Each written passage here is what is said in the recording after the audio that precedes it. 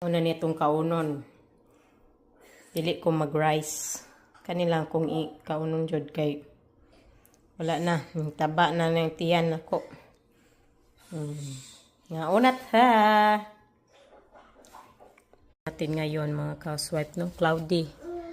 Wet. It's a wet day. Autumn is coming na good. Yeah, perfect kayo kani ato ang sudan karon. Sus. Nag-aso-aso ang sabaw. Mo ni akong gilakaw ganiha.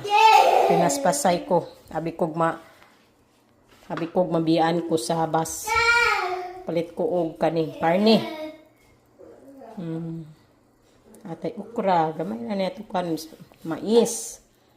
Mga kausap ko kay mga bata giubog sipon patipod ako. Isipon ay giubo. Tungod sa kuan na karon ba? Ang kalit rag init, yung kalit og kabugnaw mo na. Kadami na lang jud.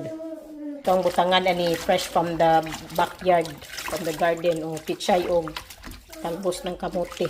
Apoy mo kaon aning yang aning dahon-dahon ganahan gikog dahon-dahon mga housewife. Favorite yun ako ning mga ingon ani. Ang corn ay ipalabon na lang nas mga bata, di ba? Tabunan na to para maluto.